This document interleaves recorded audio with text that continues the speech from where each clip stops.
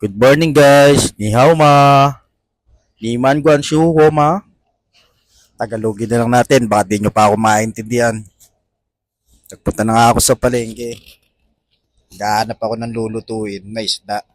Suggest ng karum ko, mag-isda naman daw kami. At naispatan ko nga yung tulingan at galunggong. Magtatanong muna ako kung saan ako mas makakamura. Makikipagtawaran muna ako. 两个250了，250，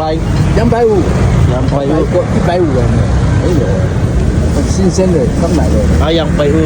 对，要几个？那个100块， Ipay. 对，100 246. 可以呀，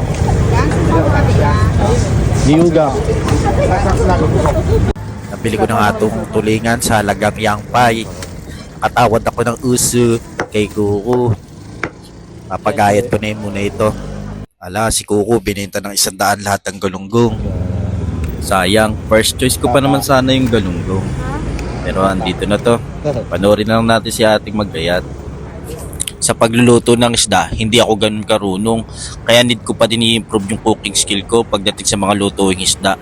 Sabi nga nila, hindi ka matututo magluto sa pamamagitan ng panonood at pagbabasa. Sabi nga sa nabasa kong quotes, cooking is a skill, not a gift. You have to learn it by doing. Nagets nyo ba?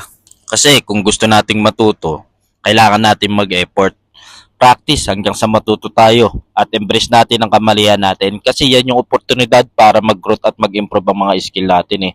Nagpapasalamat nga ako sa mama ko at tinuruan niya ako magluto. Isang pamana na kahit saan man ako magpunta ay dala-dala ko. Isang bagay na hindi may kukumpara sa pera. Salamat sa mga tinuro mo sa akin, aking ina.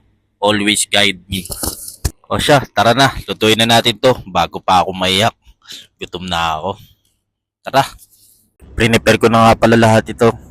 Lalagay ko na lang sa comment section yung mga ingredients. Sundan nyo lang tong gagawin ko. Ilagay ko yung taba, mga sibuyas, luya, bawang. Ilagay na natin yung isda. Kursunado kong gawin dito eh, yung kahit tinik, kayang kainin. Lagay na natin yung suka, paminta, toyo ang gusto kong ilagay para mas masarap. Adobo sa gata na tulingan, sabay tubig na marami. Takpan mo na. Lutuin lang natin ng 120 minutes sa medium fire. Pagbukas mo, okay na yan. Lagay na natin yung gata. Gata in can. Siling kinumpas. Siling pula. Ganyan ko lang hahaluin yan at baka maturog ang laman. Pagtaas yan, lagay na natin yung pechay. Karamihan sa niluluto ko, nilalagyan ko ng fried garlic sa uli para lasang-lasa ko yung bawang. After 3 minutes, okay na yan. Tara, sandukin na natin. Nang makakain na tayo. Happy eating!